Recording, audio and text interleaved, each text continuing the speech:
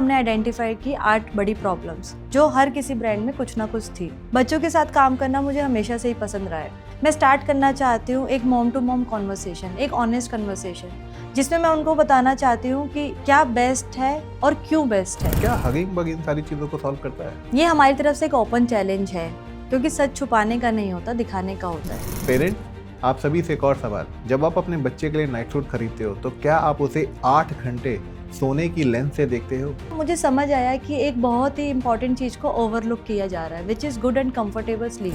ऐसा एक्चुअली में कौन सा ट्रिगर पॉइंट था जिसमें आपको रियलाइज हुआ कि नहीं, अब मैं और वेट नहीं कर सकती, अब मुझे शुरू करना ही करना है? She deserve best, every child deserve best. ये आपने 2 बातें कही, एक 10 सेकेंड बर्न टेस्ट है, दूसरा आप फेल हुए। जब हम लंदन गए थे, हमने वहाँ पे क्या नोटिस किया था? 10 सेकेंड बर्न है। क्या आप हमारे व्यूअर्स को दिखा सकते हो, आप कैसे चेक कर सकते हैं कि किसी पर्टिकुलर फैब्रिक में कोई मिक्सिंग है या नहीं? हम कहते हैं कि हम पे ट्रस्ट मत करो, हमें टेस्ट करो। ये मेरे लिए एक बिजनेस नहीं है, ये मेरे लिए एक पर्सनल इमोशन है। क्या कस्टमर का कुछ रिस्पॉन्स आया है? क्या फीडबैक क्या रहा है उनका? वही 3 रूल के साथ, सच, सेफ एंड सिंपल। हगिंग बग इसी बैलेंस पे बना है।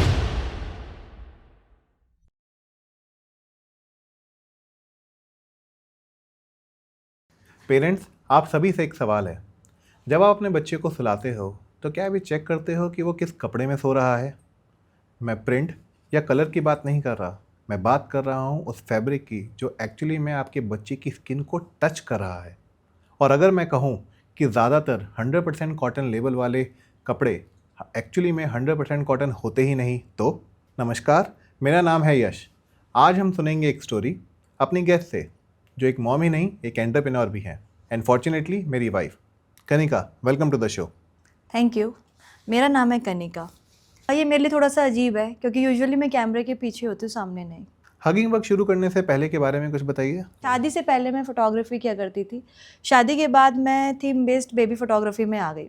दिल्ली में अपना स्टूडियो बनाया कडर क्लिक के नाम से। बच्चों के साथ काम करना मुझे हमेशा से ही पसंद रहा है। हमेशा से ही मेरा मन था कि मैं किड्स रिलेटेड प्रोडक्ट में कुछ करूं, और इसीलिए मैं आइडियाज़ कलेक्ट किया करती थी, फैब्रिक सर्च किया करती थी और कुछ ना कुछ रिसर्च करती रहती थी। तो इसी रिसर्च के बेसिस पे आपने हगिंग वर्क शुरू किया, राइट? हाँ, मुझे समझ आया कि एक बहुत ही इंपॉर्टेंट चीज़ को ओवरलुक किया जा रहा है, which is good and comfortable sleep. और इसी से मुझे हगिंग बग के पहले सेगमेंट का ख्याल आया, विच इज़ नाइट सूट्स। मुझे याद है अपना कोर्टशिप पीरियड का टाइम, मैंने तुमसे पूछा था कि कोई ड्रीम है, कोई चेकलिस्ट है या कोई माइलस्टोन जो तुम्हें अचीव करना हो। मुझे लगता है कि अगर कोविड ना हुआ होता तो शायद 3-4 साल पहले ही तुम ये सब शुरू कर चुकी होती। हाँ, पर कोविड से लॉकडाउन तक सीमित नहीं था। वो हमारे लिए एक पर्सनल लॉस था। We loss someone very close to us, और उस सब से निकलने में कब समय बीत गया हमें पता ही नहीं चला। फिर हमारी बेटी प्रिशा हुई, और उसकी शॉपिंग करते हुए मुझे रियलाइज़ हुआ कि जो वो डिज़र्व करती है वो मार्केट में नहीं है। Because she deserve best, every child deserve best. और इसीलिए मुझे हगिंग बग को दोबारा शुरू करने की सोच आई। तो फिर बच्चों के ही सेगमेंट में क्यों जाने की सोचा? हो सकता था बड़ों के सेगमेंट में भी जा सकते थे, बच्चे ही क्यों? मैं हमेशा से ही बच्चों के बीच में रही हूँ। मेरे नेटिव घर में भी मैं जॉइंट फैमिली में रहती थी, और वहाँ पर बहुत सारे छोटे छोटे बच्चे हुआ करते थे। उनके साथ कब टाइम बीत जाता था पता ही नहीं चलता था। फिर हमारी शादी हुई, और यहाँ पर भी सेम एनवायरनमेंट था। जॉइंट फैमिली में रह के मुझे बहुत कुछ सीखने को और समझने को मिला। इस वजह से एक नेचुरल बॉन्ड, एक मदरली फीलिंग मेरे अंदर डेवलप हुई, और उन्होंने भी मुझे उतना प्यार दिया जितना मैं उनके लिए फ़ील करती हूँ। ये मेरे लिए एक बिज़नेस नहीं है, ये मेरे लिए एक पर्सनल इमोशन है। मुझे लगता है बच्चों की ज़िंदगी, खास करके उनकी नींद, बहुत कंफर्टेबल होनी चाहिए। लेकिन प्रॉब्लम ये है, वो नहीं बता पाते हैं कि उनके लिए क्या सही है क्या नहीं। वो सोते वक्त कैसा महसूस कर रहे हैं, जो भी कपड़े हम उनको पहनाते हैं वो उनके लिए सही है या नहीं है, ये हमारी जिम्मेदारी है जानना कि उनके लिए क्या बेस्ट है। आपके लोगों में मैंने एक लाइन देखी जिसमें लिखा था to a mom from a mom, इसके बारे में कुछ बताइए। मुझे ये रियलाइज़ हुआ कि मार्केट में ऑथेंसिटी ढूंढना कितना मुश्किल है। लेबल्स कुछ और कहते हैं और रियलिटी कुछ और होती है। तभी मैंने खुद से एक प्रॉमिस किया कि जो चीज़ें मैं सीख रही हूँ, जो मेरी रिसर्च है, वो मैं अपने तक नहीं रखूँगी। मैं स्टार्ट करना चाहती हूँ एक मॉम टू मॉम कॉन्वर्सेशन, एक ऑनेस्ट कन्वर्सेशन, जिसमें मैं उनको बताना चाहती हूँ कि क्या बेस्ट है और क्यों बेस्ट है। क्योंकि मॉम डिज़र्व करती है ट्रांसपेरेंसी, और इसीलिए हमारी ब्रांड टैगलाइन भी यही कहती है, to a mom from a mom. आपकी सोच काफ़ी अच्छी है। आपने बताया कि आप जब शॉपिंग कर रहे थे अपने बच्चे के लिए तब आपको रियलाइज़ हुआ कि हगिंग बग शुरू करना है, लेकिन शॉपिंग तो हर कोई करता है। ऐसा एक्चुअली में कौन सा ट्रिगर पॉइंट था जिसमें आपको रियलाइज़ हुआ कि नहीं, अब मैं और वेट नहीं कर सकती, अब मुझे शुरू करना ही करना है? मैं सिर्फ उसके लिए शॉपिंग कर रही थी, स्पेसिफिकली नाइट सूट्स, और मुझे रियलाइज़ हुआ कि 100% कॉटन नाइट सूट ढूंढना कितना मुश्किल है। हॉजरी कॉटन अवेलेबल थे, लेकिन वही रेपिटेटिव डिज़ाइंस। जो 100% कॉटन थे वो ब्लेंड थे, उनको टच करके ही फील हो रहा था कि ये 100% कॉटन नहीं है, और कुछ खास अपील भी नहीं कर रहे थे। अगर डिज़ाइंस थे तो कॉटन नहीं था, अगर कॉटन थे तो डिज़ाइन नहीं थे। जब आप अपने बच्चों के लिए कपड़े लेते हो और उसके ऊपर लिखा होता है 100% कॉटन, तो आप क्या ब्लाइंडली ट्रस्ट करते हो या फिर उसमें कुछ टेस्ट भी करने की कोशिश करते हो? ये मुझे भी काफ़ी टाइम बाद पता चला था कि हम घर में कैसे टेस्ट कर सकते हैं कि जो फैब्रिक हम अपने बच्चे के लिए ले रहे हैं वो 100% कॉटन है भी या नहीं। तो क्या आप हमें भी बता सकते हो कि वो टेस्ट क्या है? हाँ, एक सिंपल सा 10 सेकेंड बर्न टेस्ट है। आप एक फैब्रिक स्वैच लो और उसे जला कर देखो। अगर तो वो ऐश बन जाता है तो वो 100% कॉटन है, लेकिन अगर वो चिपचिपा लगे, प्लास्टिक सा फील हो या फिर मेल्ट हो जाए तो उसके अंदर कुछ ब्लेंड है। अगर ये मुझे पहले पता होता तो हमारा फर्स्ट अटेम्प्ट फेल नहीं होता। अभी आपने दो बातें कही, एक एक 10 सेकेंड बर्न टेस्ट है, दूसरा आप फेल हुए। दोनों के बारे में एक एक करके बात करते हैं। पहले वाले के बारे में बताइए जिसमें आपने बताया 10 सेकेंड बर्न टेस्ट। क्या आप हमारे व्यूअर्स को दिखा सकते हो कि भाई आप कैसे चेक कर सकते हैं कि किसी पर्टिकुलर फैब्रिक में कोई मिक्सिंग है या नहीं? हाँ जी, श्योर। ये है 2 फैब्रिक, आप इनमें से इसको बर्न टेस्ट करके चेक करें कि कौन सा प्योर कॉटन है। ठीक है, तो इन दो फैब्रिक्स को हम चेक करें, तो आपके कहने हिसाब से इनको जलाने के बाद ये ऐश बनने चाहिए इनमें से एक, और हम देखते हैं क्या होता है। Let's see.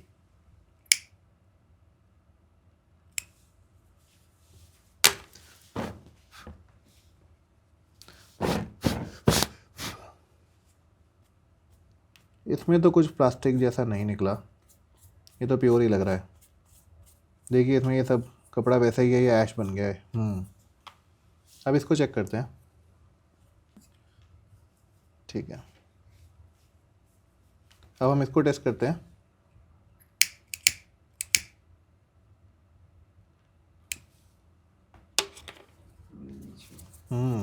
ये तो प्लास्टिक बन गया है।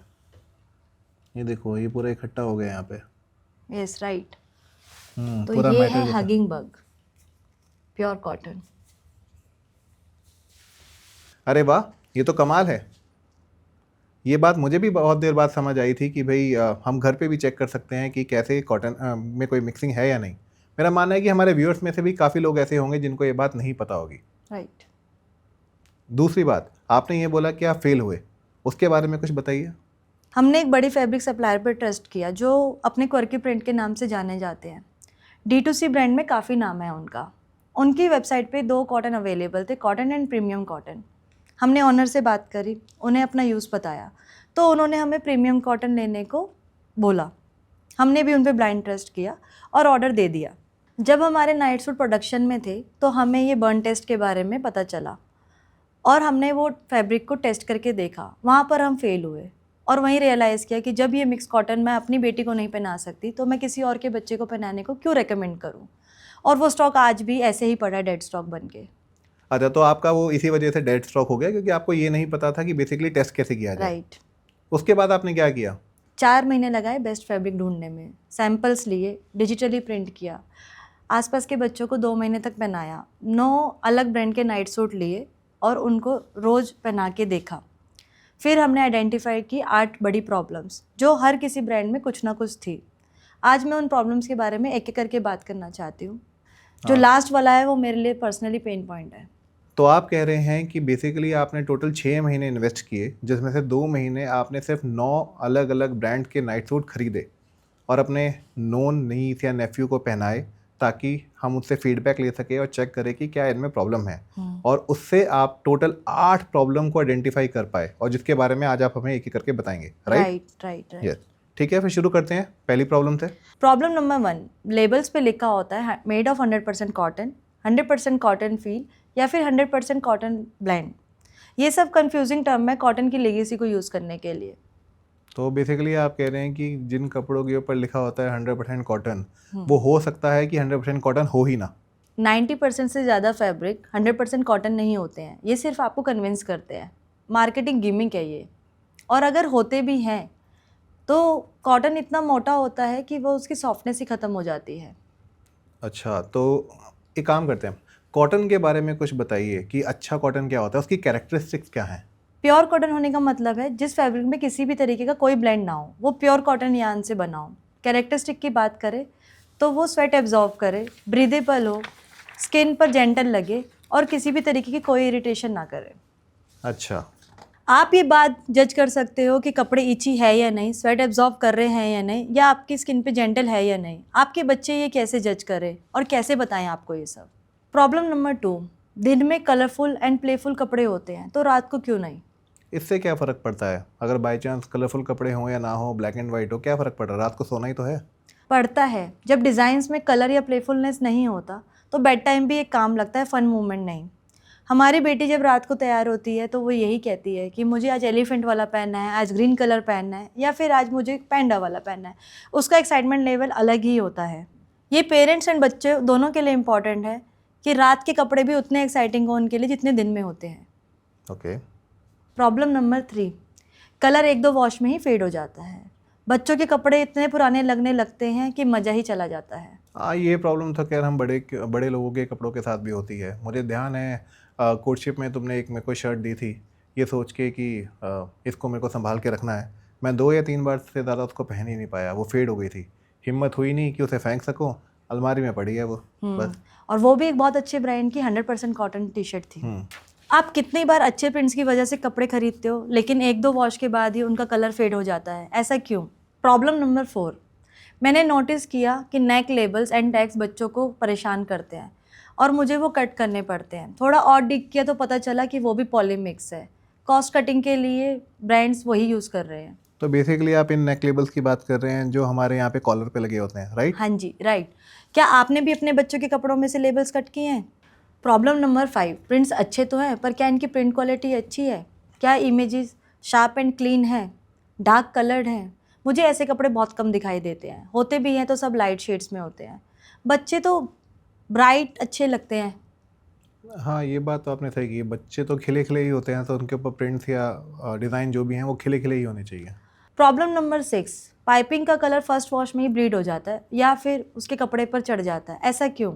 तो बेसिकली आप कह रहे हो कि कपड़े के अंदर जो बाई चांस पाइपिंग अगर लगी होती है उस डिज़ाइन में, तो उसका रंग उतर के दूसरों के कपड़े पे चल रहा है या फिर वो किसी और चीज़ का रंग ले पा रहे हैं, तो ये प्रॉब्लम है। हाँ, उससे पूरा लुक खराब हो जाता है। पाइपिंग का कलर सेम क्यों नहीं रहता। प्रॉब्लम नंबर 7, साइज चार्ट के हिसाब से नहीं होते। Result, return and exchange with the outlet. Parents guesswork करते हैं और फिर रिटर्न का झंझट उठाते हैं। हाँ, ये सब तो मैंने भी किया है, बहुत इरिटेटिंग होता है ये। साइजेस जो लिखे होते हैं चार्ट पे, वो उसी साइज़ के हिसाब से हमारे कपड़े कभी आते ही नहीं। मुझे याद है मैं अपनी बेटी के लिए भी मैंने कुछ ऑर्डर किया था, तो पता चला 2 से 3 और 3 से 4 सेम ही साइज़ निकला, उसमें कोई फ़र्क ही नहीं था।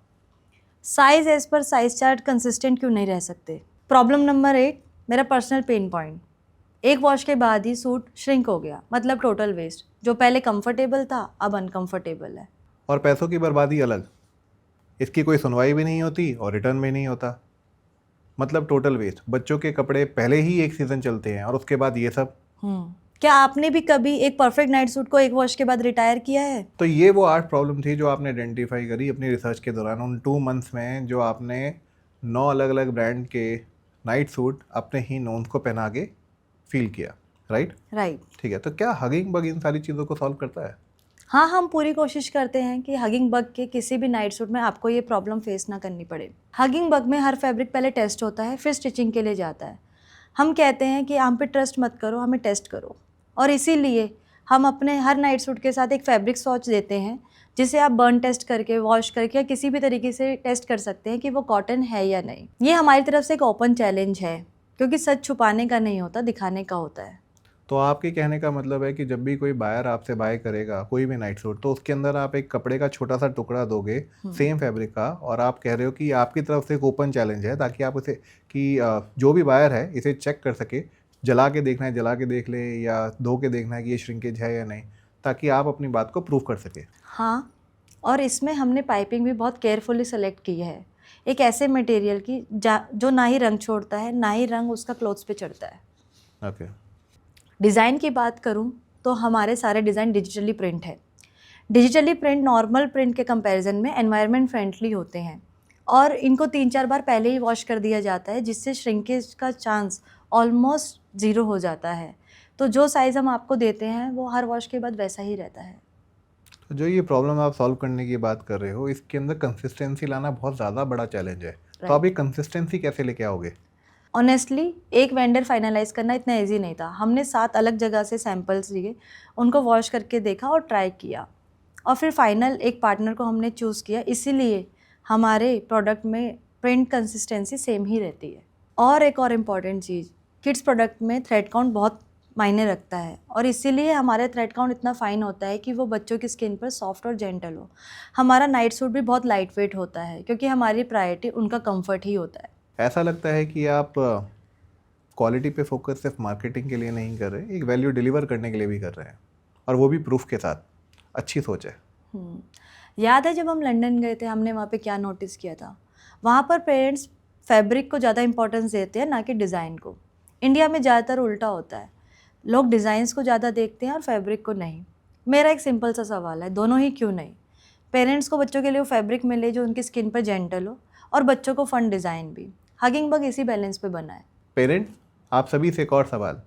जब आप अपने बच्चे के लिए नाइट सूट खरीदते हो तो क्या आप उसे 8 घंटे सोने की लेंथ से देखते हो?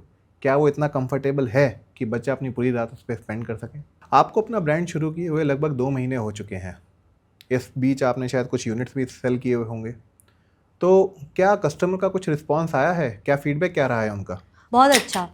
सबसे ज़्यादा लोग फैब्रिक स्वेच वाली ऑनेस्टी को अप्रिशिएट कर रहे हैं। पेरेंट्स के मैसेज आते हैं कि फाइनली कोई ब्रांड है जो प्रूफ देता है।